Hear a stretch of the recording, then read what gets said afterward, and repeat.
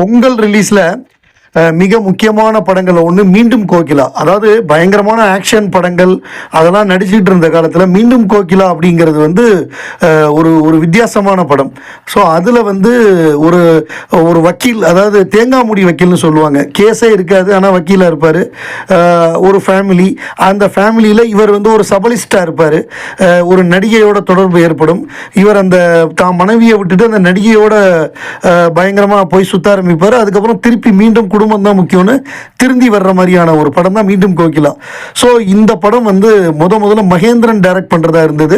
Direct பண்ணி ஒரு வாரம் ஷூட்டிங்லாம் பண்ணிட்டாங்க. தீபா இவங்க நடிக்கிறதா இருந்தது.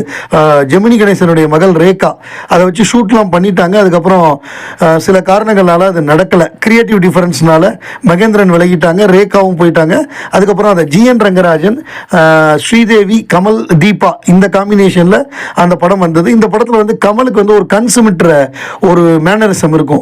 எப்போ தான் கன்சுமிட்டிகிட்டு இருப்பார். அது வந்து நம்ம கிரிக்கெட்டர் கிருஷ்ணமாச்சாரி ஸ்ரீகாந்தை பார்த்து தான் அவர் வந்து அதை எடுத்துக்கிட்டேன் அப்படின்னு சொல்லியிருக்காரு கமல் சார். வந்து அவரை அபூர்வ சோழர்களை நடிக்க கூப்பிட்டாங்க, நாசர் நடித்த ரோலில்.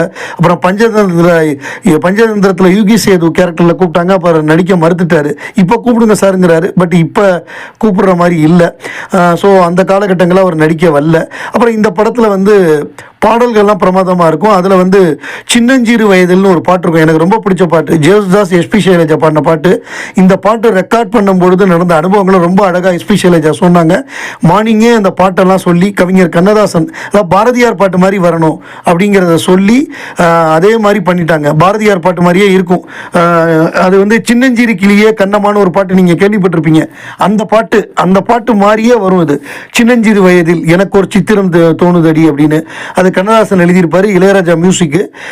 இந்த பாடல் காலையில் சொல்லிட்டு ஒரு பெண் பார்க்க வர்றாங்க, அப்போ வரக்கூடிய பாட்டு அப்படிங்கிறதெல்லாம் சொல்லிட்டாங்க. நடுவில் வரக்கூடிய அந்த இவங்கெல்லாம் அந்த தாத்தா பாட்டிலாம் வந்து பார்க்க இது பண்ணுறது, காஃபி கொடுக்கறது, ஒரு குழந்தை ஒன்றுக்கு போகிறது, இது எல்லாத்தையுமே சொல்லிட்டாங்க. அதுக்கப்புறம் நைட்டு ஜேசுதாஸும் இவங்களும் சேர்ந்து பாடி அந்த பாட்டை ரெக்கார்ட் பண்ணியிருக்காங்க. இந்த ஒரு பாட்டுக்கே அவ்வளோ ஒர்க் பண்ணியிருப்பாங்க. அப்போ அந்த ஒரு முழு படத்துக்கு எவ்வளோ ஹோம்ஒர்க் பண்ணி ஒர்க் பண்ணியிருப்பாங்க அப்படிங்கிறத நம்மளால் புரிஞ்சுக்க முடியுது. அதனால தான் அந்த படம் அவ்வளோ வெற்றி பெற்றது. நீங்கள் மீண்டும் கோகிலா எத்தனை தடவை வேணாலும் பார்க்கலாம். அந்த ஸ்க்ரீன் பிளே அப்படி இருக்கும், போர் அடிக்காது. ரொம்ப ஜாலியாக போகும். அந்த சினிமா ஷூட்டிங்கு, அங்கே நடக்கக்கூடிய விஷயங்கள், அதில் வந்து இவருக்கு அந்த என்ன சொல்கிறது, யானை மாலை போடுற மாதிரி அந்த பெண் தூக்கி போடுவா, இவர் கழுத்தில் விழுந்துடும். அதுக்கப்புறம் தான் அவருக்கு அந்த சபலமே வரும். ஸோ அதை வச்சு ரொம்ப அழகாக கிளைமேக்ஸ் வரைய ஸ்க்ரீன் பிளே சூப்பராக பண்ணியிருப்பார் ஜிஎன் ரங்கராஜன். கமலோட இன்புட்டும் நிறையா உண்டு.